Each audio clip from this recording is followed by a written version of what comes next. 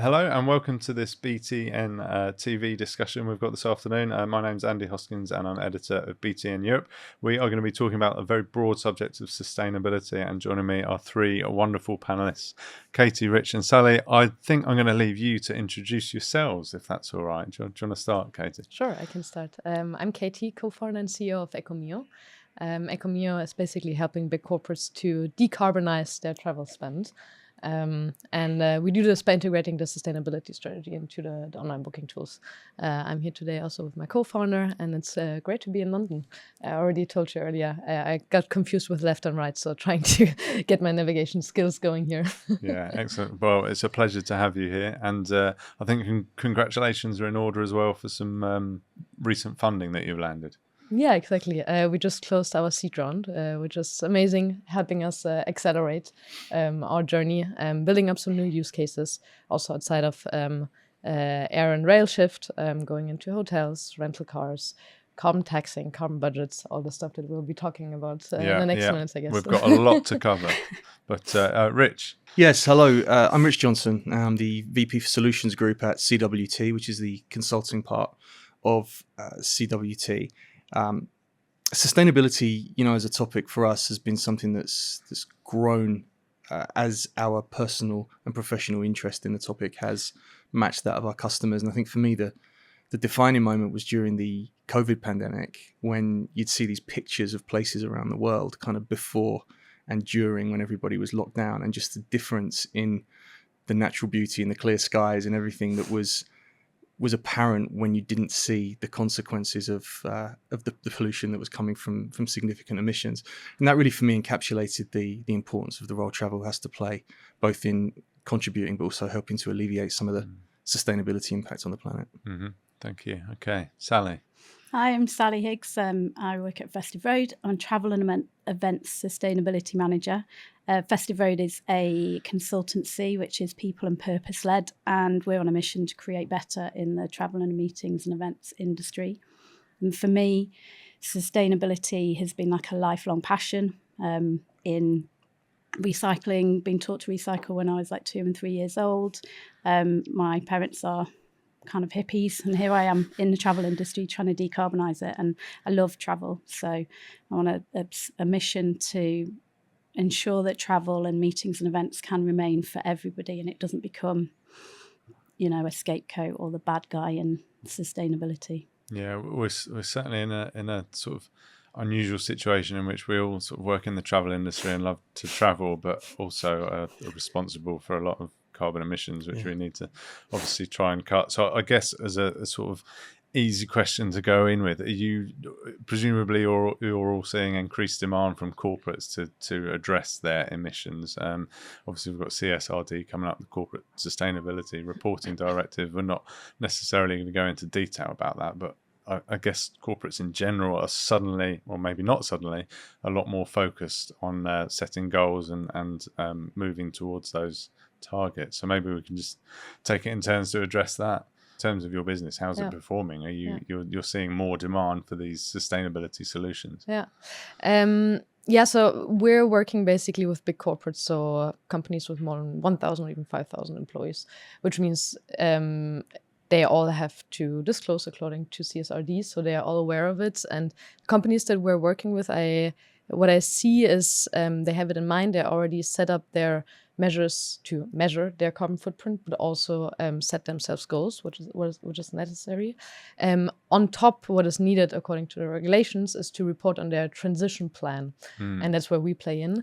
And we see that the first two is also the first 2 steps that are being taken, and that's very good and natural in terms of how you set your strategy. First need to define where you're at, what your goal is, and then you actually implement something to act upon it. And so we're seeing now within the last few months a big acceleration within the transition plans. We see that those companies that are affected are now ready to actually also do something against it. We're seeing a big uptick, and I think the CSRD is really the first step, because in the next 2 years there's the CDDD, which is actually way more important, coming up. CDDD, okay, another acronym, and I've not heard of this one, so you're gonna have to explain that to me. Yeah, I don't know the exact details, like I didn't read the paper yet, but basically what it embodies is that you don't only have to disclose, but actually have to have goals. And the plan is to have some authorities also looking into this. So also a body who's looking into what is happening. Are the companies really doing what they are supposed to be doing? Which means basically that they need to set themselves goals in anything that they call for them material. So if business travel is material, you don't only have to say what your emissions are, you also need to have a goal behind it. Yeah. And authorities like, let's say, comparable maybe to a BaFin for financial regulations is supposed to be coming up. It's not set yet. There was, I think, status April. So let's see what will be defined by the EU regulations. Yeah, you mentioned materiality there, and I kind of only heard about that in detail for the first time yesterday. We had a hosted buyer conference here at Business Travel Show, and that came up. But that whole aspect of materiality was new to me anyway. But Rich, maybe at CWT, presumably your clients are all over this, aren't they? Yeah, they are. It's funny. It's not like there was a sudden light switched on and it went from complete complacency to alarm, we have to do something urgently. So I wouldn't say it was that. It was more over the last 2 to 3 years particularly, you've seen a growing awareness of the role that travel has to play to varying degrees depending on the industry, but generally the role it has to play in an organization's overall aims towards operating sustainably. So as that's happened, we've experienced a closer alignment, I think, between leaders of travel programs and other parts of their organization. So what it's really been a facilitator to is the more joined up thinking within companies around, okay, how do we have a role to play here, whether we move thousands of people around every day as part of our value proposition, or whether we're a huge manufacturing organization that maybe doesn't get most of our emissions from travel, it still has a part to play in the overall CSR objectives of an organization.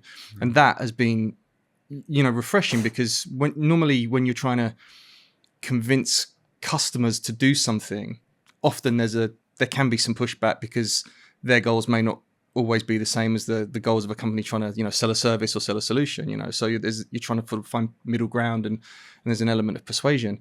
That's far less apparent, I think, on the topic of sustainability, because it's a real common purpose that both suppliers and customers share.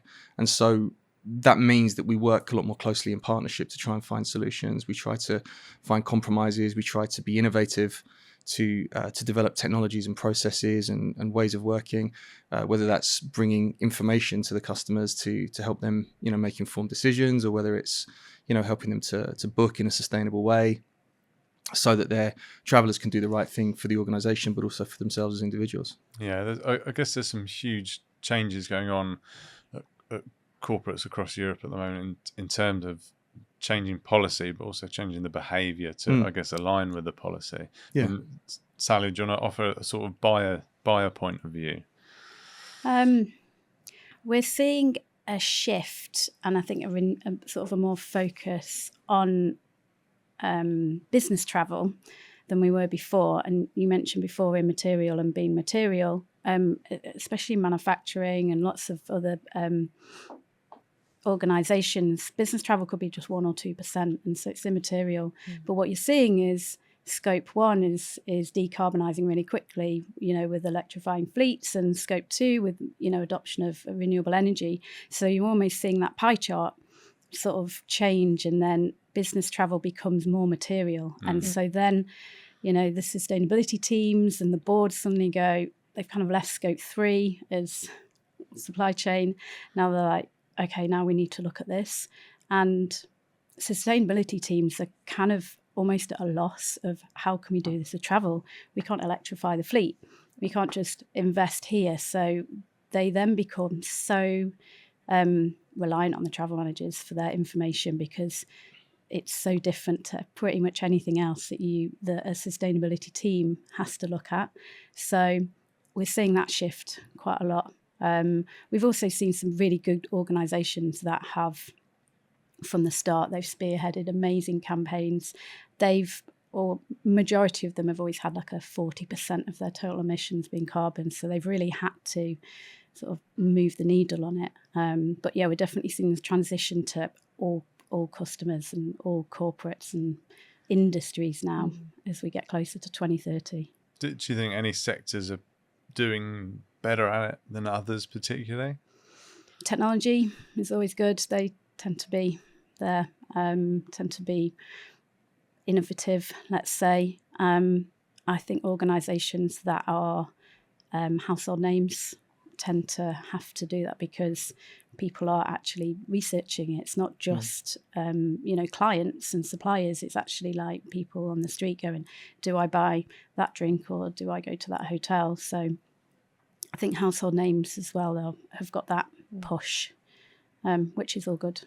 I find professional services companies as well, the ones who literally moving people around and getting them to where they need to be is such a big part of why they exist. They've been quite sort of the leaders in this part. They've done some really good stuff. And I wonder if it's because with a lot of the newer generations coming into the workforce, it's such a bigger component of their thinking about who they want to work for and what their personal responsibilities and value systems are. But actually, those companies that employ them, if you think about war for talent, they need to be stepping up and demonstrating that they are leading from the front in the areas of sustainability because it resonates with their workforce. And it's the beauty, right, of business travel. It touches upon mostly everyone in the organization, so you can achieve a cultural shift with business travel. With let's say, changing your energy provider, it's great. It has a big impact, but not on the culture because it's a one-time message. So we have also the power to change a lot with the industry. So let's talk then a little bit about the tactics or strategies that corporates are using to reduce their emissions. I guess in Europe we hear a lot about shifting to rail, and generally anyway we're hearing about people taking fewer but longer trips. Are they sort of two of the key elements you're all seeing, or what else can you add to that? We've seen a big consultancy organisation move to change their travel policy to remove business class. And if you think of partners and the level of some of the people that work at said organisation, and they've removed business class, which I think is huge. Brave. Very brave. The push, exactly. And as you mentioned, maybe the younger people in that organisation would see it great, but there may be a generational challenge there. Brave, but when you look at it, how much they would have reduced is pretty amazing. That must have quite a big impact. Mm-hmm. Yeah. So to that point that Sally raised there, the interesting thing that I see is that at CWT, when we think about sustainability, what we try to do is think about travel programs as being sustainable, as in they're fit for purpose and can endure for the long term. They have to be right for the organization. So if you take it in very binary terms, if you were to just stop traveling altogether, you'd achieve your environmental objectives from that program, but it wouldn't serve a lot else. It wouldn't be appropriate for your ability to conduct your business. So sustainability has to really meet three criteria, which it needs to drive employee well-being, it needs to protect the climate, of course, but it also has to enable organizational performance. So the bravery point that you make there around changing business to economy is really important, because that does have a definite impact potentially on employee well-being that might transcend generations, and it also might then lead into organizational underperformance if it means that there is a less refreshed employee going into something that's going to generate revenue for their organization. So what we try to do is not dissuade companies from that policy, but we just try to open their eyes a little bit and say, just make sure you're thinking about all of this, so that you're not just taking a very black and white approach and saying, well, let's just take that blanket business to economy shift. Now, it might be right for some. It genuinely might. So I'm not saying one is better than the other. It's just something that they need to be aware of. And then the other point I just wanted to make was we're also seeing more of a focus on virtual meetings for non-essential travel. So, what's the purpose of a trip? Really, what's the value What's the justification for why you're going to create this level of emission? Is it necessary? Is it vital for your organization, for your customers, for whatever? And if it's not, and it's not detrimental to your business or to your employees to do so, maybe not think about always jumping on a plane and going somewhere to hold that meeting. So that's where data comes in, because you need to be able to quantify whether or not it's been detrimental to your business to not travel for a particular reason. So then you start to get into sort of the granularity of was it internal, was it external, was it revenue generating, was it not revenue generating? Can you segment by role type, etc.? And that information becomes quite powerful, because then customers can take, or companies can take, very impactful data-driven decisions. Yeah, there's a knock-on effect of everything, isn't there? It's a very sort of complex web. Katie, do you want to talk about how, I mean, when we hear about good corporate sustainability programs, they are reliant on, I guess, buy-in from senior management to drive those policies home and get people to comply with them. But in terms of the actual technology that you're deploying, maybe just explain how that works for a customer and how they can use it to help make that shift. Yeah, it's interesting. I actually conducted quite some interviews with our customers recently, trying to understand how do you actually decide for a measure to reduce your carbon emissions. And they say, actually, we don't look so much into the business case because there's not so much. What we do is, first of all, we offset. It's probably what everyone does, but it's not compliant with SBTi targets. And then the next thing is adjusting your policies. And then it basically stops. And so what we bring in is another approach, basically looking from the user perspective. When you have policies, what I at least experienced when I was traveling, 4 to 8 times per month by plane on short routes, is you try to max out your comfort level. And as a company, you want to offer a certain flexibility and comfort and standard. And there's the brave ones, but from my perspective, they're very rare. And especially the bigger the company it gets, or the bigger the company, the more difficult it gets to implement those policies, those rigid policies. So what I experience, I would like to give to other business travelers, which is basically transition from, okay, I fly a lot because it's most comfortable and I'm allowed to I have at least the intention, or let's say first the awareness of what this business trip actually means to environment. So I was not aware 2 years ago that one intercontinental flight already consumes all my CO2 budget for 1 year. So I could not even shower, cook, whatever. So only flying from London to New York, I'm already over it. So coming from the awareness to the intention, okay, I see I should do something, but why should I do something actually? Like, am I the problem? Or is not the whole world the problem? So you need to understand, you need to have a benefit coming from it. And what we're doing with eco.mio is basically two-sided. One is like the social aspect, making it into a game, comparing yourself, seeing what actually the standard is in my company, and not trying to max out the policy, but actually trying to just be better than others in terms of sustainability. And the second part is actually getting a personal benefit from it. So what we basically bring into the booking tools is the education, but also the gamification, in the sense that with every kilogram CO2 you save, you can earn 1 eco point, and our customers decide what they use the eco points for. Some leave it with the eco points. Some give out cash per eco point, which is amazing, and it works so well, and business travelers love it. But that's the brave ones. Yeah. And then there's some that say, okay, we see that with an eco point, we also generate savings. So let's just at least take the savings to put it into a donations account or whatever. So there's tons of different dynamics, and in the end, we're talking about the business traveler should or should not, but where we need to bring them into the journey at the point of sale, and celebrate the brave ones that take the good decisions. And that's what we're doing. We're basically customizing the point of sale depending on what the company decides, what their sustainability strategy is. Okay, so I do want to point out, I'm not actually saying everyone should be brave and pulling out business class until 10 hours, because you're going to become the most unpopular person in your organisation. And it's hard enough as it is to decarbonise travel. Where we see the really successful programs is where they kind of move the needle like 5 or 10% on different things. So air to rail is brilliant, but it's not the silver bullet.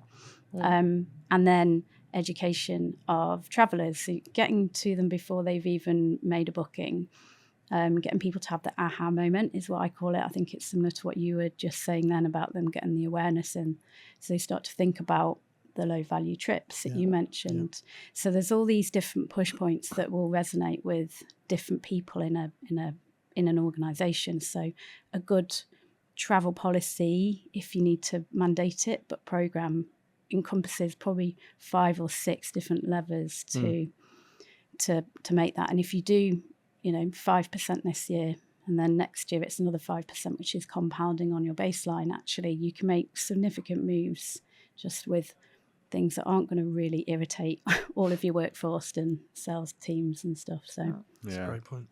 Do you I mean, we sort of talked about data and the importance of having good data to have an accurate and transparent sort of vision of what your emissions are.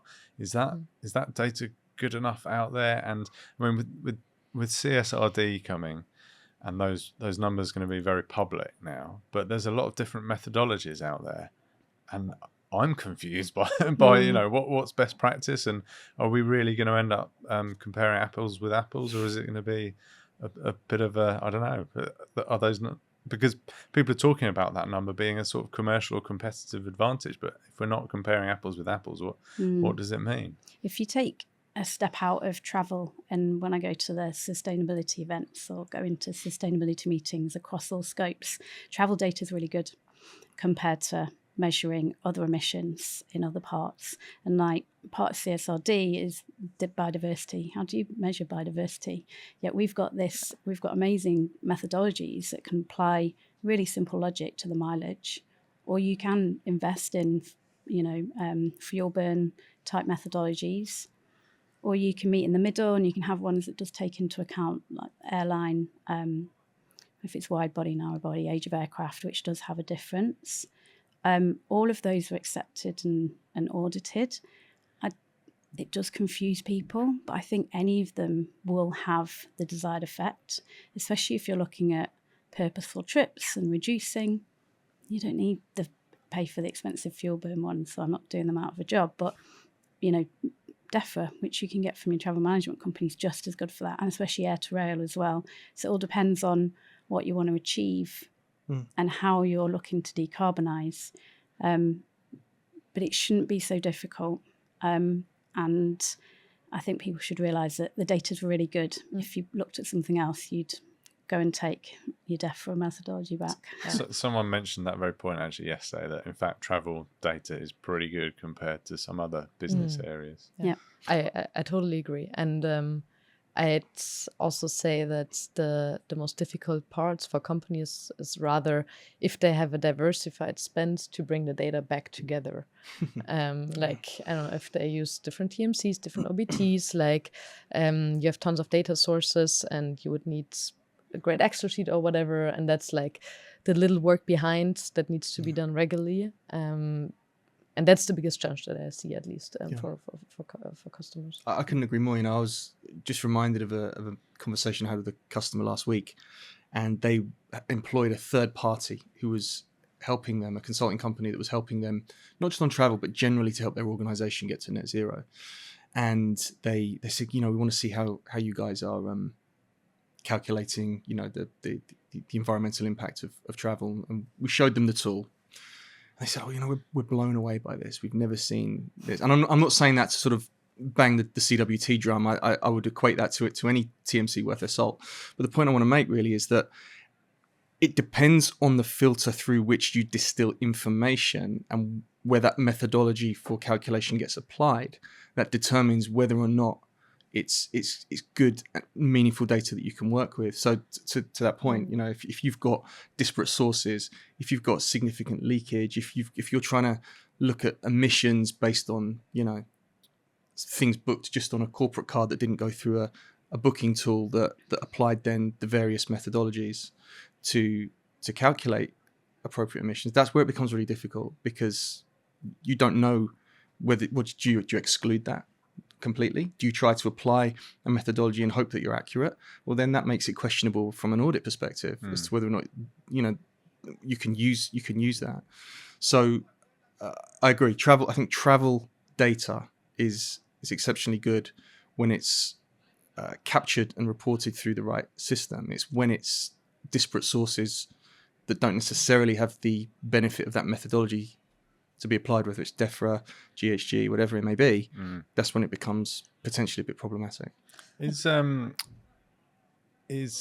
we've talked about leakage for years, it happens, and I don't know, a while ago people thought maybe duty of care would put an end to leakage. Is sustainability going to put an end to leakage? Hope so. Maybe. I hope so. I don't know.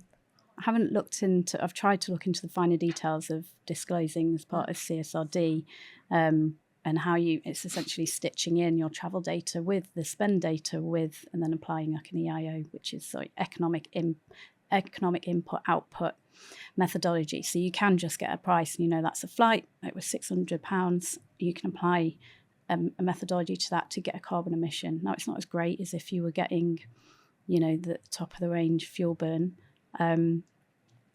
But I think there's going to be a piece of work for sustainability teams to stitch that in, to disclose. It's not going to be good enough if you are disclosing to CSRD regulations that we're like, oh, well, we don't know. We don't know what's leaked and what's not. So I think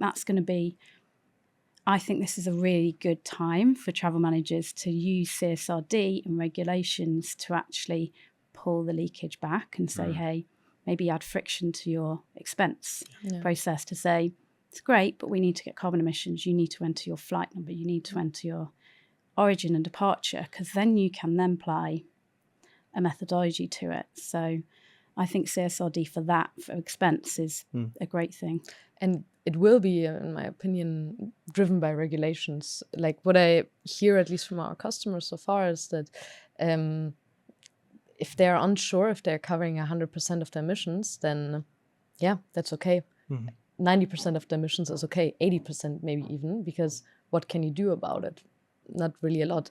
But if regulations are enforcing a more detailed reporting and disclosure, all of this will change. And from my perspective, the detail level of the emissions and the methodologies behind are not enough yet, because they don't differentiate between a flight from a more sustainable versus less sustainable airline. And how are we going to change to the more sustainable ones, finance them, support them, only if also this is something that you see in the reporting. If you don't, companies will not act upon it. The other thing, Andy, just real quick on that, on the leakage piece, because we've always thought about leakage as it's spend leakage and it's vendor leakage. Actually, sustainability could be an enabler to drive process compliance. And as long as you get process compliance, it actually might matter less about leakage around vendors. So notwithstanding the commercial impacts, but take hotel programs as an example. The received wisdom for a long time was, you ring fence a group of hotel providers, and those are the ones you stay at no matter what, and anything outside of that constitutes leakage. Actually, that can be quite an inhibitor to compliance, because it may not be always possible, or it might not fit an individual traveller's needs to stay within that group, or it might not meet a rate cap that they have to follow, etc. So actually, being able to sort of combine preferred vendor programs with a broader net that might be aggregator content or wider content of vendors, channeled through the right booking process, so you can capture the reporting on CO2, for instance. That is where we can, I think, start to think about leakage slightly differently and ultimately reduce/eliminate it. Yeah, there's definitely an opportunity there. I think so. Yeah. Okay. A couple of stats I wanted to read out and sort of see what you make of them. So this was a poll yesterday at the hosted buyer conference. So this is just buyers. I think it was about 100, 150 buyers. 69% had not set targets specifically for business travel. I don't think there was a question about whether their company has set an overall target. Presumably most have. What's your take on that? So over 2/3 hadn't set business travel targets. Does that surprise you? Is that worrying, or? I would have expected that. Yeah. Yeah. So far, and I think that's referring back to the changing pie that you were mentioning.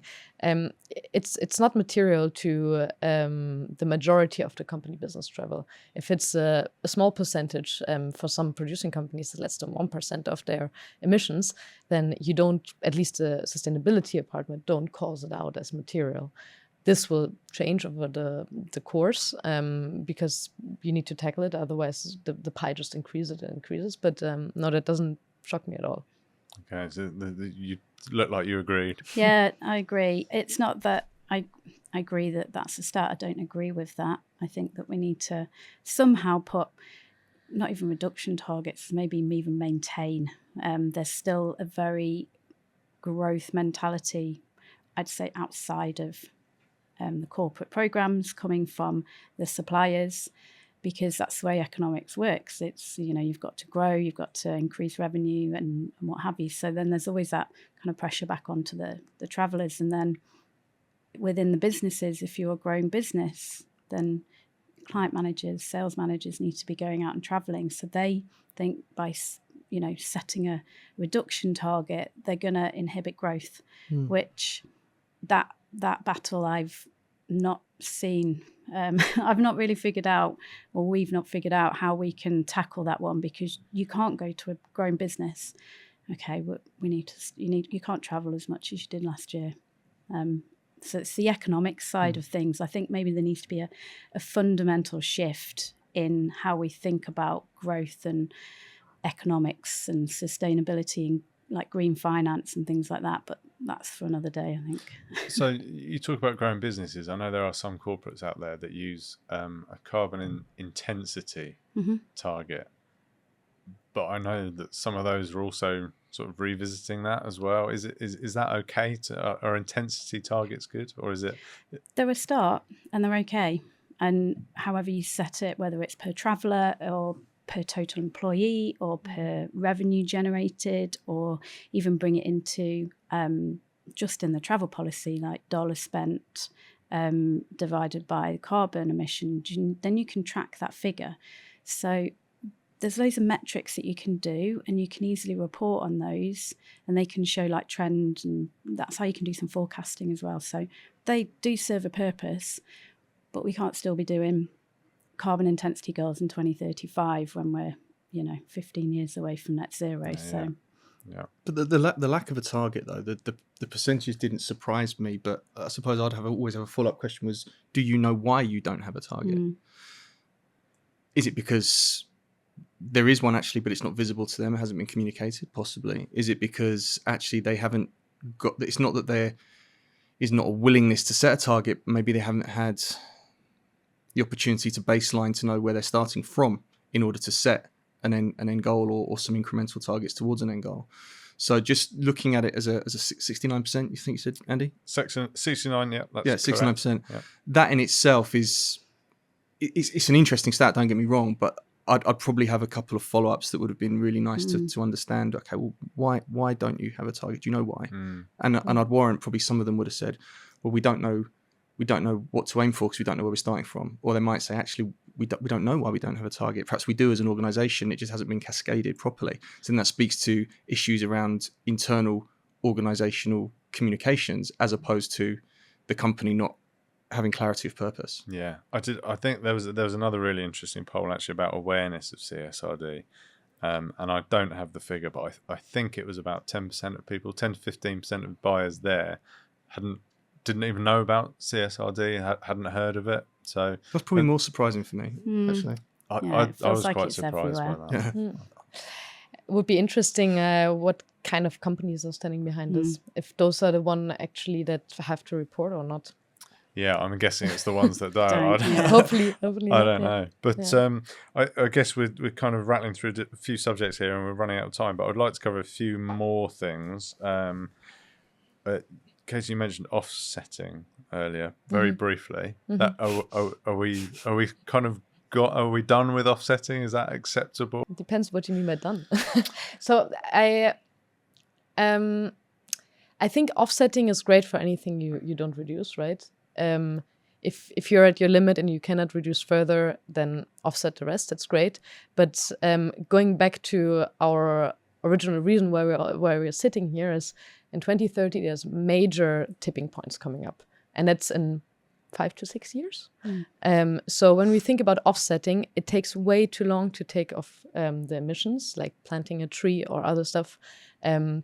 So do it, but it's not an excuse. And luckily also there's big discussion, so I will not put my signature under it, but SBTi doesn't really approve offsetting. There's been some scandals around this and up and downs, and depending on where you look at this or that.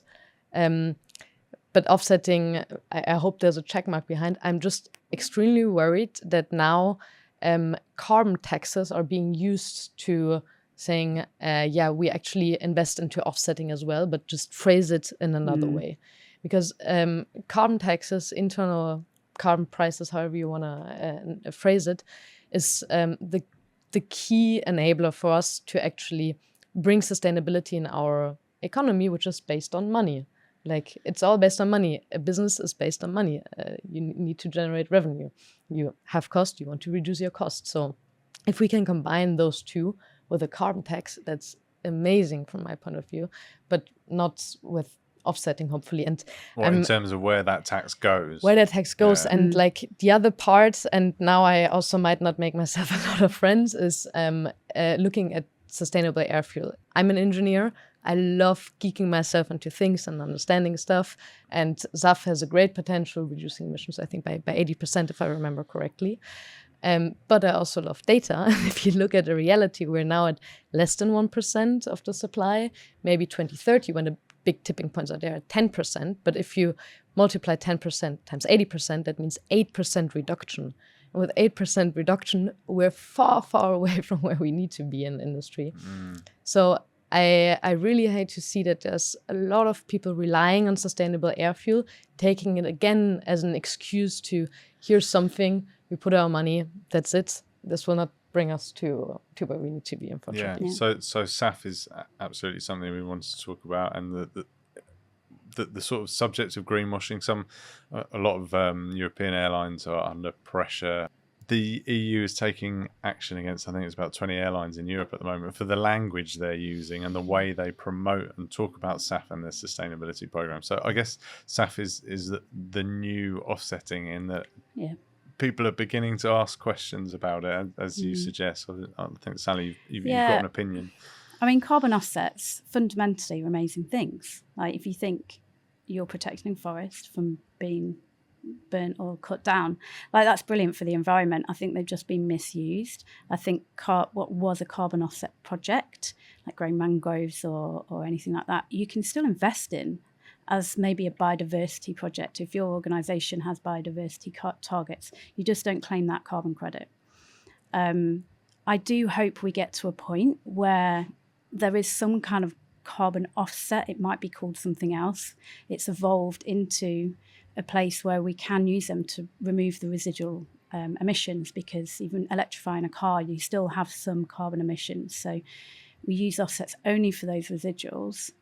I hope to see that industry evolve and it become reputable and have integrity. I think as SAF is moving, as you said, there's some warnings that are coming out about SAF, because we can scale up. Let's say the magic wand comes out and we've got, I don't know, is it something like 8 trillion that we need to scale up SAF? We get 1 trillion and we build that up. The challenge is, especially with biofuels, if you're using plants, the land use change is horrendous, and it can cause food prices to go up. As landowners go, I'm going to plant SAF crops because they're paying more than food for people. So we could then see aviation getting into more like hot water. And the power to liquid is amazing technology, but still, in theory, the amount of energy used, which has to be renewable, to do the heating, to pull carbon out of the atmosphere, is just gigantic. And it would then end up taking fuel from the grid, so we can't boil our kettles. So it's, on paper, looks great, but when we're looking into it, so how do we solve that? I don't know, there maybe needs to be outside help, outside the industry. Maybe we can start seeing some airline branded like wind farms, because then they can make their own electricity to then generate the plants. And I think that's where you need collaboration across the entire industry, but outside of the industry as well, because these are problems that nobody's going to solve. And while all of this, you know, people are pointing the finger at SAF, again, it's fundamentally an amazing thing. And we're getting into hot water on SAF, and so are airlines. So I do like, though, how we as collectively as consumers of travel have become naturally more suspicious of taking claims at face value. I think that's actually quite a healthy thing, you know, whether it's you know, claims of eco or green or leaf symbols or various depictions of nature, and we kind of go, oh, it must be great for the environment, then through to the process of SAF. And you know, when SAF first became a topic talked about a lot, you know, that it was just accepted initially. Oh, okay, this is clearly a great thing. We just need more of it. But actually, the points you make there, Sally, you know, around what it does to land use, you know, how it actually might create biodiversity issues and food security issues in the most vulnerable parts of the world, or what it might do to soil degradation because of the chemicals and fertilizers you need to use to aggressively farm biofuels, for instance. There's a broader set of considerations, and what I really am encouraged by is the fact that we can access information and we actively seek out information to understand those downstream impacts. I think actually it accelerates the move towards more sustainability, if that makes any sense, because you're not just taking the claim of, okay, we used X% of SAF in our aircraft, therefore we're a great company. Well, actually, how did you derive that SAF? You know, what were the downstream impacts of that? Oh, actually, now that spotlight's being shone on us as a provider, and I'm not picking on airlines, but just as an example, then you know then maybe we need to think about how do we procure that or generate that sustainable aviation fuel. And I really liked at the BTN Sustainability Summit the phrase alternative aviation fuel as opposed to sustainable aviation fuel. Yeah. Was that one of yours? It was on our panel. Oh, okay, it wasn't my idea. I can't take credit. So that was a really good one. Panel had a lasting impact. I thought it was a fantastic panel. And we, for those that weren't there, we had a climate activist on the panel, and we had a fantastic conversation. And since then, we, as a sort of editorial policy at BTN Europe, we stopped calling it SAF where we can, and we'll describe it as an alternative aviation fuel. Makes sense, yeah. Except where an airline is talking about it, saying we bought X amount of SAF, we will call it SAF, but then we will describe it after that as an alternative aviation fuel. And I think it's just, you're right. We're asking those questions now, and we're checking that what we're doing is the right thing to do, I suppose. But I guess we ought to wrap up. I just wanted to ask really quickly about carbon budgets. So we sort of talked about taxes and pricing, but in terms of corporates establishing carbon budgets, I hear a lot about this, but I don't hear about so many companies actually implementing it. I know there have been some really big corporates that have done it. So I'd just like to sound out your views on that quickly, I think. In terms of, I mean, have you got many CWT clients implementing budgets that they then, you know, like a financial budget, in theory, you get to it, I don't know, in September and you stop traveling in theory. Yes. But it's been talked about for a while. The reality of implementing that is challenging because, you know, travel as an enabler to revenue generation is where it almost defaults back to kind of how much did we spend, how much did we make, or how much did we spend, how much did we save?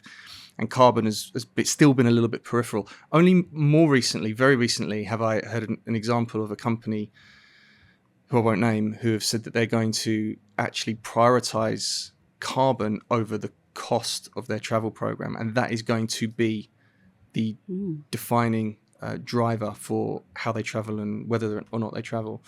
And I'm going to watch it closely because I think it'll be interesting to see whether or not that endures and if they stick with it, and then if they can quantify tangible outcomes from that change in approach.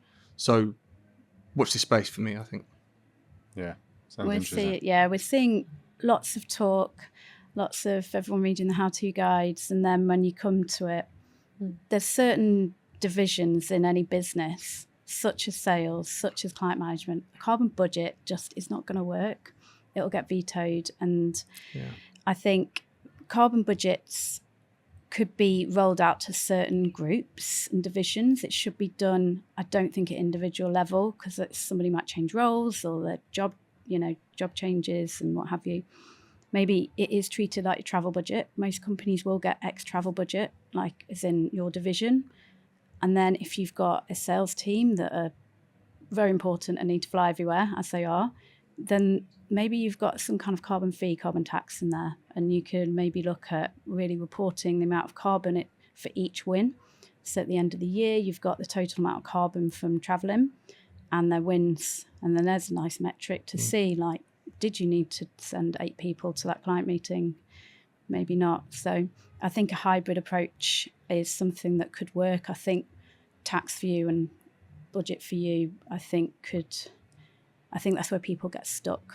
So I think mean a more fluid approach on it. One interesting idea that we're throwing around at the moment is the idea of billable carbon, because if it's something you can report upon, which obviously you can through a TMC, and a lot of companies will have billable hours or chargeable T&E to their clients, then it actually isn't a huge stretch to say, well, actually, what if the carbon were billable, and then that almost shares the decision-making responsibility between supplier and customer as to whether or not travel is necessary, because you're saying, actually, you want me to fly business class to New York to come and see you, that's fine. It's going to be this amount of carbon. That's actually going to equate to X in dollars or pounds. I'm going to add that to the cost of my engagement to you, right? And it was an idea that came about. I was talking to, again, at the BTN Sustainability Summit, I was talking to somebody and I said, do you do a lot of chargeable travel, a lot of billable travel? They said, yeah, we do loads. And I thought to myself, well, surely then if you just flip that paradigm, instead of it being billable travel, it's billable carbon resulting from travel, that's going to force everybody to pause and go, do we need to do this? Or do we need to do it, but do it differently? Yeah, that sounds like it could get very complicated with who's taking that carbon cost on board. Indeed, it could. Yeah. But we have mechanisms set up within travel. So my past life was at TMC and looked after the financial services and law firms. Yeah. And it's a really straightforward process. It's already set up, so you can almost piggyback. I love that idea. I'm going to pinch that. Trademark it. R. Johnson. Let's trademark it. That's a great idea. Yeah, and I think at least to me, I haven't been in the space of or in the role of a travel manager, but it sounds as complicated as implementing a travel policy, implementing a carbon budget. So I think it's a huge hurdle in the sense of you need to fight, go through different steps, convince a lot of stakeholders on it. So the way around it, what we see a lot of companies are talking about and actually implementing is an internal carbon price, and that ranges from €200 per ton. We even know a pharma company that has 680 per ton. So if you fly to New York, that will be expensive. Could double your ticket price. And then it kind of goes again into the budget or into the policy. If you're allowed to spend €1,000 on the trip, you might be over it very fast. So yeah, we see this as an alternative, and coming again from the user perspective, bringing in carbon budgets can also be done through another more soft way, simply making business travelers aware of theoretically what would be a budget. It's not a fixed budget, but at least you know where you're at on a scale, like let's say compared to the 1.5 degree target, which allows you to spend 1.5 ton per year. What have you spent? And then people see, 50 compared to 1.5. That's quite significant. Or you have something broken down, let's say simply divided by the number of travelers. So this is again coming from a behavioral science perspective, but kind of a soft budget. Okay, there's so much we could talk about. It's such a broad subject, isn't it? It's crazy trying to have a conversation about just sustainability as that broad subject. Actually, I was going to say as well, Microsoft have been, I think, quite public about their carbon pricing, and I think they've doubled. Well, they've publicly said they've doubled their sort of internal cost of carbon. They started at $15, and I think that was to test the mechanism. And then in July 22, they went up to $100. $100 is the latest I've heard, isn't it? And then I think they've increased it again. And it's an internal mechanism, so there isn't a foolproof way of taking it at point of sale. So it's about that awareness, but they're doing some great things with the funds, and they're very out there on investing with, I think it's 12, isn't it, the power to liquid car SAF producer, alternative fuel producer. So yeah, they've done a really good job, and they're one of the ones I kind of alluded to that have set the way for everybody else. Yeah, and they certainly sort of made their move quite early, didn't they? Yeah. Okay, I think we better wrap it up there. So thank you all very much for joining me, Katie, and I know you travelled here by train from Berlin. Yes. We should probably add that. Rich, thank you very much, and Sally, thank you all very much for joining us. And I hope we can continue this conversation another time and place. Thank you very much. Thank you. Thanks.